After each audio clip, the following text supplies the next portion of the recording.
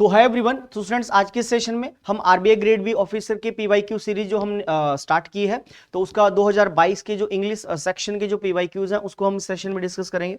तो क्वेश्चन की तरफ मूव करते हैं।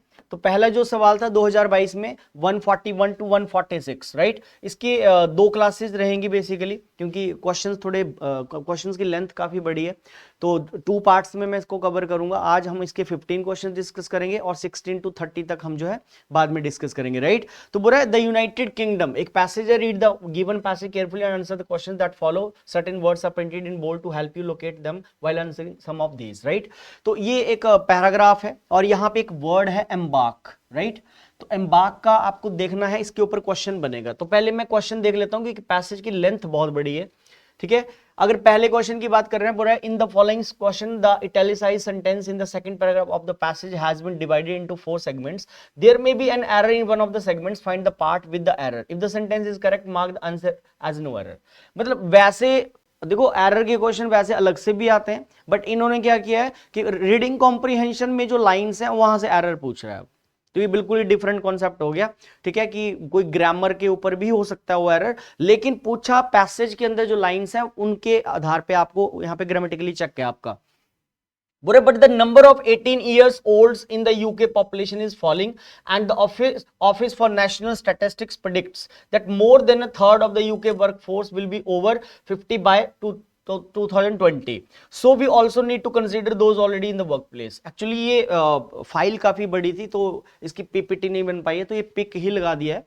तो आंसर यहाँ पे नो डाउट ऑलरेडी मेंशन्ड है कि पहला है, लेकिन हमें यहाँ पे रीजन फाइंड आउट करना है कि why is A option is incorrect, means first part क्यों गलत है। क्योंकि आप देख रहे हो बोल रहा है but the number of 18 years olds बोल रहा है, 18 years olds, ओल्ड्स नहीं आएगा यहाँ पे, ओल्ड आना चाहिए। It should be 18 years old in the UK, जैसे 5 year प्लान्स होता है ना, तो या तो आप ऐसे बोल लो 18 year old या 18 years old, लेकिन ईयर्स और ओल्ड्स दोनों ही गलत लिख रहा है, ठीक है। तो इसलिए पहला जो पार्ट है हमारा ये वाला इसमें रॉन्ग बनेगा। तो एरर का जो क्वेश्चन था, और एरर का क्वेश्चन कोई अलग से नहीं पूछा गया, कॉम्प्रिहेंशन से ही उठाया है इसने। क्वेश्चन नंबर सेकंड को देख लेते हैं।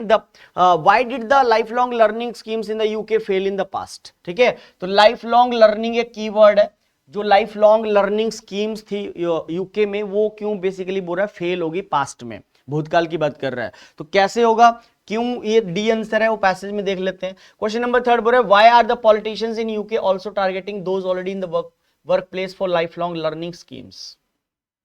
क्यों पॉलिटिशियंस यूके में जो है also targeting those already in the workplace for life long learning schemes, right. तो ए बी सी डी और ए, इनमें से आपको एक आंसर बताना है, जो कि बी आंसर बता रहा है।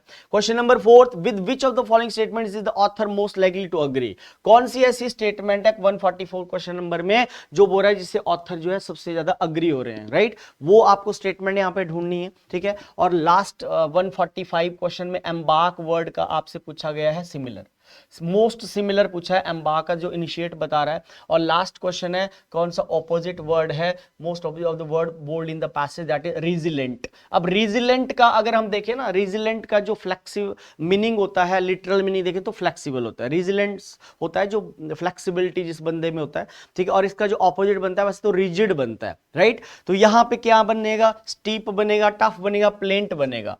अब रिजिलेंट का मतलब फ्लेक्सिबल है, तो प्लेंट यहां पे बोल रहा है, ये लिटरल मीनिंग पे नहीं जा रहा है, ये अकॉर्डिंगली जा रहा है पैराग्राफ के अकॉर्डिंग। थोड़ा सा पैसेज को देख लेते हैं शुरुआत से। The United Kingdom aspires to be a knowledge economy working at the top of the production chain. The government has lifted student number caps to create more university places for those who prefer a work-based route to higher skills. There are new degree apprenticeships. This is great. Right? It's essential that young people get the best possible preparation for adult life and the opportunity to embark on interesting and satisfying careers. Right? तो but the number of 18 years olds in the, ये है वो lines जहां पे उसने error पूछा है, ये यहां से लाइन है, बट द ये वाली लाइन्स उठा के उसने एरर पूछा है, जो कि हमने कर दिया। A third of the UK workplace will be 50 by 2020, so we also need to consider those already in the workplace. ठीक है जी। Politicians are beginning to take notice, one of the labour leaders has called for national education system service और learners at every stage of life and the current government is considering whether the time is right to look again at life time learning support in its most recent budget as part of this support Politicians have promised that in addition to the loans already available for further and higher education, it will introduce loans for levels 3 to 6 training in further education, part-time second degree in science, technology, engineering and maths, STEM subjects and postgraduate taught masters courses. So why not introduce lifetime learning accounts? ठीक है, तो ये learning के ऊपर है, ठीक है। Passage को अगर हम थोड़ा सा देख रहे हैं तो ये लर्निंग के ऊपर जा रहा है पैराग्राफ, राइट। आगे बोल रहा है the money could go straight from the government to a reputable provider preventing fraud and would be repaid the student once they were earning above a certain income increasing affordability, right। तो ये जो यहाँ पे fraud वाली बात बोल रहा है, इससे रिलेटेड हमें शायद क्वेश्चन नंबर ये मिलेगा। Why did the lifelong learning schemes in the UK fail in the past? The personal savings invested by the public for training was lost to fraud, ठीक है। जो लोगों की पर्सनल सेविंग्स थी वो फ्रॉड के चलते वहां पे उन्होंने लॉस्ट कर दी। The government utilise the money paid by the public in foreign investment. ये जो दो स्टेटमेंट है ये बेसिकली रीजन है why did the life long learning schemes in the UK fail in the past, इसलिए वो फेल हो गई थी। तो आंसर इसका ले रहा है फर्स्ट एंड सेकंड, डी इसका राइट आंसर, इसलिए इसने लिया है, ठीक है। Question number 143, why are the politicians in UK also targeting those already in the workplace for life long learning schemes? The number of the young in the nation is declining and in the coming years more than a third population would constitute of the middle aged, right। इसका थोड़ा reference देखते हैं कि किस passage में दे रखा है, ठीक है। तो यहां तक तो हमने पढ़ लिया, इसके बाद देख लो आप।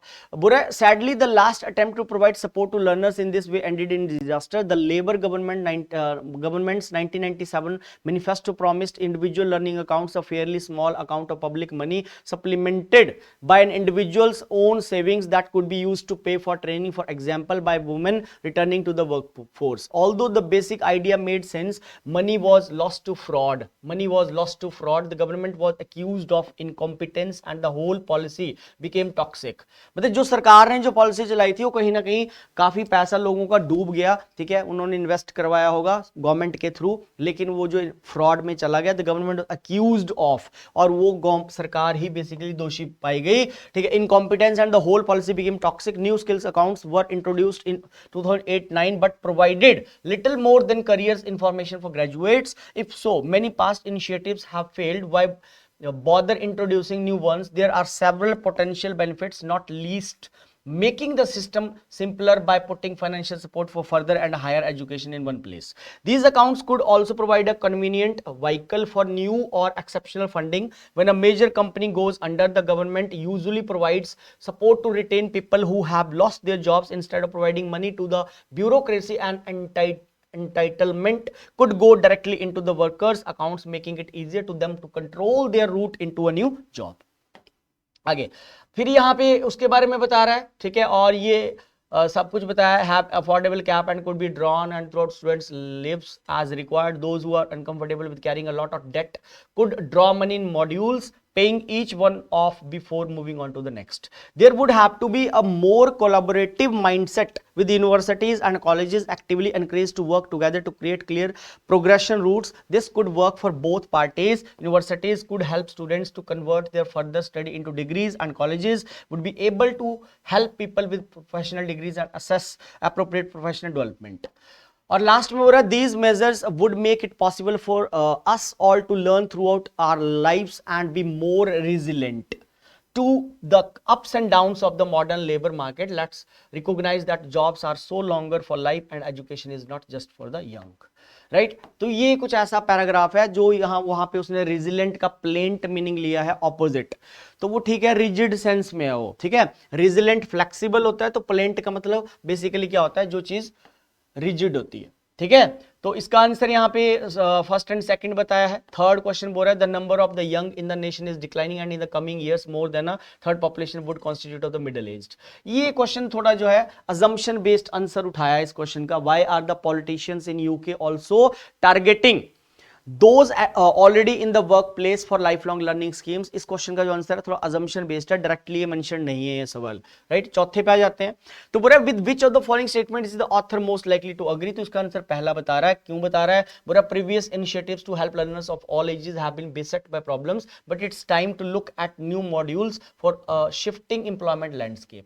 तो मतलब गवर्नमेंट ने जो कुछ वहां पे करा यूके में, ठीक है, जो न्यू अकाउंट्स लर्निंग की जो प्रोसेस उन्होंने स्टार्ट किए, तो ये फिर फ्यूचर को मद्देनजर रखते हुए ये पहले वाले ऑप्शन के साथ जा रहे हैं। ऑथर मतलब ऑथर का जो व्यू पॉइंट है वो फर्स्ट स्टेटमेंट के साथ मैच हो रहा है, जबकि second word the future the knowledge economy of the UK is bleak as the number of young people is drastically declining. ये नेगेटिव आंसर है। The government is reluctant unwilling to create a smooth process, जबकि ऐसा तो नहीं है passage में।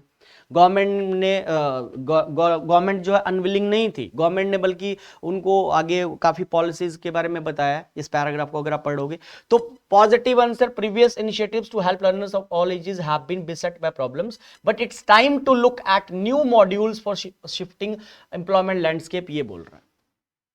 विच of the following, इसका मैंने आपको बता दिया एम्बार्क का इनिशिएट बता रहा है, ठीक है। यहाँ पे जो सिमिलर जा रहा है, एम्बार्क वैसे एनलाइटनमेंट होता है, बट पैराग्राफ के अकॉर्डिंग जहां पे एम्बार्क वर्ड यूज किया गया है तो ये बात आपने ध्यान रखनी है कि जो भी वर्ड यूज किया होता है उसका लिटरल मीनिंग क्या है, डिक्शनरी में क्या मीनिंग है वो हमें नहीं देना होता है, but how that particular word is used in that particular paragraph or in that particular line, accordingly we have to put similar or opposite word, right? तो उसके अकॉर्डिंग देखा जाए तो यहाँ पे इनिशिएट बता रहा है, और लास्ट वाले का मैंने आपको बता दिया प्लेंट होता है बेसिकली रिजिड, राइट? तो राइट आंसर जाएगा इसका क्वेश्चन नंबर 146 मतलब 6th नंबर का प्लेंट जाएगा। आगे चलते हैं। Read the following sentence to find out whether there is an any error in it. The error, if any, will be in one part of the sentence. The number corresponding to that part will be your answer. If the given sentence is correct as it is, mark the answer as no error. Ignore the errors of punctuation if any. Punctuations के error consider नहीं किए जाते हैं। Statement बोल रहा है inefficiency high school learning eventually hurts the ability of student to take on global competition. तो इस क्वेश्चन के दो पार्ट ऑप्शन यहां पे है और मे बी 3 ऑप्शन आगे हैं। तो आप यहां पे देखो क्या यहां पे इनएफिशिएंसी हाई स्कूल लर्निंग आएगा या इनएफिशिएंट आएगा? यहां पे इनएफिशिएंट आना चाहिए।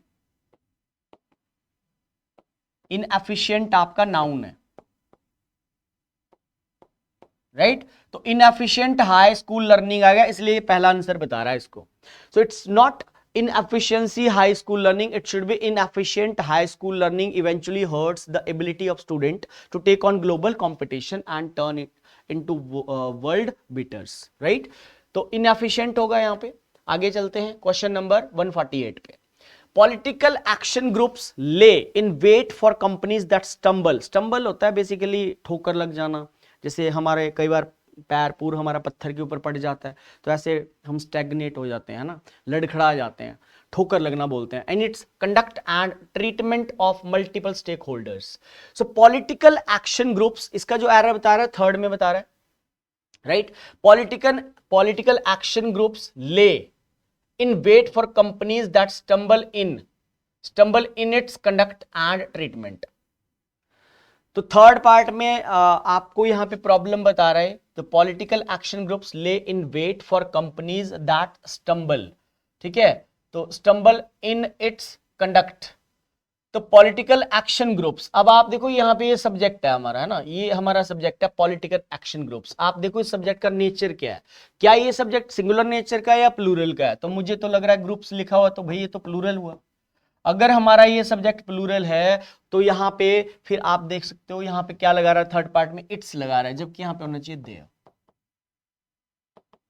In their conduct and treatment, political action groups lay in wait for companies that stumble in their conduct and treatment of multiple stakeholders. This could be the right answer, इसलिए इसका third answer ले रहा है। 149 पे आ जाते हैं students. E-business platforms operate on the principle that long-term customer lock-on is far more strategically important than the short-term profits. Third का answer बता रहा है, इसमें भी थर्ड ही आंसर बता रहा है। E business platforms operate on the principle पढ़ना, that long term customer lock on is far more. अब देखो यहां पे भी ई बिजनेस प्लेटफॉर्म्स है ना, तो इस सब्जेक्ट की वर्ब तो देखो ऑपरेट लगा दी इसने, भाई प्लूरल सब्जेक्ट है तो ऑपरेट आएगा, ऑपरेट्स तो नहीं आएगा। Operate on the principal that long term customer lock on is far more strategically. तो आंसर ले रहा है हमारा थर्ड में, ठीक है? इज फार, ये जो मोर लगा रहा है ना डिग्री यहां पे गलत है ये, ठीक है? फार एक पॉजिटिव डिग्री होती है, फार, फार्दर, फारदेस्ट। जब हम डिग्रीज पढ़ते हैं, जैसे ओल्ड का एल्डर भी हो जाता है, ओल्डर भी हो जाता है, सुपरलेटिव में एल्डेस्ट भी हो जाता है, ओल्डेस्ट भी हो जाता है। तो फिर जब आप कंपैरेटिव, जब आप पॉजिटिव डिग्री फार लिख रहे हो तो फार मोर स्ट्रेटेजिकली नहीं आएगा, फार स्ट्रेटेजिकली ही लिखना पड़ेगा। यहाँ पे थर्ड आंसर बनेगा इसका question number 150। Every kaleidoscopic elements merged together beautifully to create the most delightful and unique East Lindsay market town।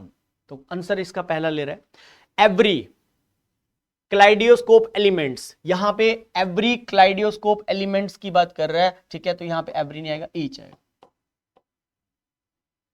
ठीक है। तो ये जो एवरी होता है बेसिकली ये एडजेक्टिव का काम करता है, ठीक है। जो ईच होता है वो एडजेक्टिव भी होता है और आपका प्रोनाउन का काम भी करता है। तो ईच मतलब बेसिकली प्लूरलिटी को बताता है, ठीक है, ग्रुप को बताता है, जैसे each boy and each girl, ठीक है, वो एक ग्रुप को रेफर करता है। और एवरी जो है आपका बेसिकली सिंगुलैरिटी को बताता है। तो ईच क्लाइडियोस्कोप एलिमेंट्स आएगा यहाँ पे 150 क्वेश्चन नंबर में। Direction, two sentences with one blank in each followed by 5 alternatives are given, choose that option as the answer which can fill both the blanks of both the sentences. तो 151 में double filler का question है, ठीक है, एक statement है और आपको बताना है कि इन दो स्टेटमेंट्स में कौन कौन से वर्ड्स डाले जाएंगे। एक ऐसा वर्ड होगा इस ऑप्शन में, क्योंकि मैं बार बार बोल रहा हूँ ये पीपीटी नहीं बन पाई क्योंकि फाइल बहुत बड़ी थी, तो ये पिक्चर ही लगाने पड़े, तो उसके कारण ये आंसर साथ में ही आ गए हैं। तो वैसे आंसर नहीं होने चाहिए साथ में, क्योंकि फिर वो जस्टिफाई हो जाता है कि यही आंसर है ना। बट ये मजबूरी के कारण ये फाइल एक्चुअली 22-23 MB का था ये पूरा पेपर, जो आरबीआई 2022 का एग्जाम हुआ है, तो इसमें सारे सेक्शन थे ना, तो ये मजबूरी बन गई कि ये पिक पूरा ही लगाना पड़ा और ये आंसर आ गया। तो यहाँ पे आंसर तो ये साफ साफ बता रहा है कैलियसली आएगा, मतलब एक ऐसा वर्ड है जो दोनों ही वाक्यों में फिट हो जाएगा। तो he is sentenced to jail for consistently and callously. Callous होता है बेसिकली, कैलियसली एक एडवर्ब फॉर्म है। कैलियस का मीनिंग होता है अनकाइंड।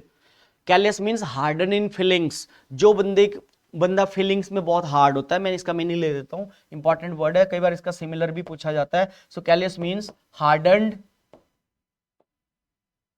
इन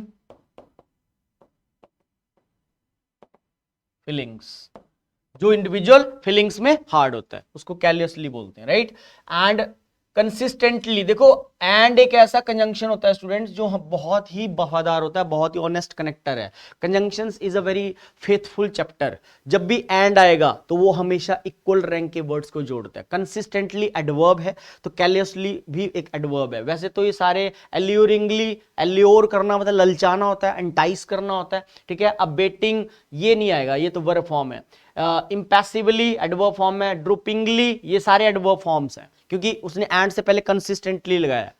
तो he is sentence to jail, मतलब किसी पर्सन की बात हो रही है कि वो जेल उसको भेजा गया क्योंकि वो लगातार और अनकाइंड, उसकी फीलिंग्स में जो हार्ड था, ill, callously ill treating his wife and children, मतलब अनकाइंड बिहेवियर होगा उसका अपना वाइफ और बच्चों के लिए, ठीक है। इसलिए पहले का आंसर मतलब पहले में कैलियसली फिट बैठ रहा है। Valuable programmes that could have saved lives but involved, but आ गया। अब बट आ गया तो आपको पता है कि अगर ये पहले पॉजिटिव दे रहा है, प्लस कर रहा है, valuable programmes that could have saved मतलब प्लस है, बचाया होगा, but involved greater scrutiny of the council's affairs were carelessly abandoned। क्योंकि careless एक नेगेटिव वर्ड है, तो बट के थ्रू हम कॉन्ट्राडिक्शन करते हैं, पहले प्लस होगा तो बाद में हमें नेगेटिव ही वर्ड पिक करना पड़ेगा, तो इसलिए ये पहले आंसर बिल्कुल सही है। आगे आ जाइए। John's dash behaviour is to get him a lot of trouble one of these days. When the astronomer looked into the telescope, he was shocked by the sight of a star moving in and dash path। अब peculiar clear होता है, abnormal, deviation, exceed, aberrant. सो Johns aberrant behaviour, आपको बता देता हूं ये जो aberrant word होता है स्टूडेंट्स, ये लगता ही बिहेवियर के साथ, राइट। एबरेंट एक्चुअली लगता ही बिहेवियर के साथ है, और बिहेवियर के साथ एक और वर्ड भी लगता है, ऑब्ड्यूरेट, जिद्दी। जिद्दी नेचर जो होता है उसको ऑब्ड्यूरेट बिहेवियर भी बोलते हैं। एबरेंट का एक्चुअल मीनिंग होता है जैसे आप दो फ्रेंड्स हो, आपकी आपस में अच्छी बनती है, अच्छी आपकी म्यूचुअल अंडरस्टैंडिंग है, बट ऐसा तो नहीं होता कि हमारी पूरी लाइफ भर हम अच्छी म्यूचुअल अंडरस्टैंडिंग होती है हमारी। समटाइम्स हम एक दूसरे से नाराज भी हो जाते हैं। कई बार आप अपने फ्रेंड से खफा हो, तो जब आप अपने फ्रेंड से नाराज होते हो या किसी बात को लेके आप नाराज हो अपने दोस्त से, तो जो आपका बिहेवियर होता है उसमें जो बदलाव आता है, चेंज आ जाता है, सडन चेंज इन बिहेवियर को एबेरेंट बोलते हैं। कुछ अटपटा आप बिहेव करते हो, थोड़ा डिफरेंट हटके आप बिहेव करते हो, ठीक है, आप उसको इग्नोर करते हो, आप मुंह बनाते हो, राइट, तो वो that is called aberrant behaviour. When you don't behave in your usual manner, एक डेली वे में आप आपके फ्रेंड के साथ जो आप बिहेव करते हो, जब आप वैसे बिहेवियर नहीं करते हो अपने दोस्त के साथ, that is called aberrant behaviour, right. So when you don't behave in your usual manner, तो बिहेवियर से आपको एकदम कैच होना चाहिए कि एबेरेंट ही आएगा, पेक्युलर बिहेवियर नहीं होता, एबनॉर्मल बिहेवियर, ठीक है, ये बिल्कुल सारे गलत हैं। आंसर इसका ई सही उठाया। When the astronomer looked into the telescope, he was shocked by the sight of a star moving in an aberrant path. मतलब बिल्कुल अलग ही रास्ते पे जा रहे थे वो, ठीक है। सो एबेरेंट ऐसे भी आप समझ सकते हो कि कई बार ऐसा होता है कि धूप भी लगी होती है, बारिश भी हो रही होती है, मतलब जब कुछ चीज ना बिल्कुल हटके होती है, डिफरेंट सी होती है, उसको हम एबेरेंट बोलते हैं, राइट। भाई बारिश भी पड़ रही है, धूप भी लगी हुई है, बड़ा मतलब हटके से डिफरेंट सम एक क्लाइमेट है, मौसम है, राइट, तो वहां पे हम एबेरेंट यूज करते हैं और बिहेवियर के साथ ही इसको यूज किया जाता है, ध्यान रखना है। चलिए आगे आ जाते हैं। Question number 153, when police officer questioned him he became dash and tried to hit one of them, the boys found it hard to get along with Tom because he always said dash things. तो belligerent, बेली एक root होती है, ध्यान रखना, एक bell word होता है स्टूडेंट्स, और एक आपकी रूट होती है बेली। बेल और बेली दो रूट वर्ड्स होते हैं जो रिलेट करते हैं फाइट के साथ, जो रिलेट करते हैं वॉर के साथ। जब भी किसी वर्ड में बेल आ जाता है, बेली आ जाता है, तो एकदम समझ आना कि वो वर्ड फाइट, झगड़ालू से रिलेटेड होता है। Those people who are always ready to fight, कुछ ऐसे लोग होते हैं जो हमेशा छोटे मतलब मौका देखते हैं और झगड़ने लग जाते हैं, ठीक है, ऐसे लोगों को आप पग्नेसियस भी बोल सकते हो, ऐसे लोगों को आप बेलिकोस भी बोल सकते हो, ऐसे लोगों को आप बॉइस्ट्रियस भी बोल सकते हो। Boisterous we can say bellicose, bellicose और बेलिजरेंट दोनों, बेलिजरेंट एक रीडिंग कॉम्बिनेशन में फिर टोन भी होती है, बेलिजरेंट टोन नेगेटिव टोन होती है ये, राइट। सो बेलिकोस, बेलिजरेंट, पग्नेसियस, बॉइस्ट्रियस में कोई रूट नहीं है, वो विदाउट रूट वर्ड है, पग्नेसियस भी विदाउट रूट वर्ड है, लेकिन बेल और बेली पे दो वर्ड बनते हैं हमारे, एक बेलिकोस और एक बेलिजरेंट। तो when police officer questioned him, जब पुलिस ऑफिसर्स ने उससे सवाल किए, so he became belligerent and try to hit one of them. अच्छा, कई लोग ऐसे होते हैं, बड़े हाइपर होते हैं, गुस्सेबाज होते हैं, गर्मजोशी होते हैं, ठीक है, और पुलिस ने जब पूछा होगा तो कई लोग आगे से उल्टा जवाब देते हैं। अब ऐसा नहीं, आपने देखा होगा कई बार रोड पे जा रहे होते हैं तो पुलिस ने हाथ दिया, तो मैंने तो एक दिन वैसे ही मैं जा रहा था, तो एक दो लड़के थे वो बाइक पे, वो रोक रखे थे पुलिस ने, और वो लड़का बल्कि पुलिस को ज्यादा उसको वो कर रहा था, हाइपर, बड़ी ऊंची आवाज में बात कर रहा था कि ऐसे कैसे मेरे को टच कर लिया, तो मतलब वो वाला केस बता रहा है कि उसने एक को पेट दिया वहां पे, ये बोल रहा है, राइट। कोशिश करिए। The boys found it hard to get along with Tom because he always said belligerent things. Belligerent things मतलब झगड़ने वाली चीजें करता हो, ठीक है, इसलिए आंसर ठीक है डी। उसके बाद नेक्स्ट आ जाते हैं, अब ये कॉलम बेस्ड क्वेश्चन आ गया। In this question 2 columns and 1 and 2 and 3 sentences are given which are divided into 2 parts. Column A, B and C consist of, मतलब पहले का बता रहा है, कॉलम 1 में जो हो रहा है ए, बी एंड सी कंसिस्ट है first half of each sentence, and column 2 में डी, ई, एफ है जो पूरा सेंटेंस बनाएगा। तो कॉलम 1 की ये 3 क्वेश्चन है, कॉलम 2 के ये हमारे 3 सवाल हैं, फिर हमें देखना है किसके साथ ये पूरा वाक्य क्रिएट होगा। तो डी इसका आंसर बता रहा है, डी बता रहा है, मतलब सी के साथ ई जोड़ रहा है। Writing a list of random sentences, ई बोल रहा है is harder than I thought it would B.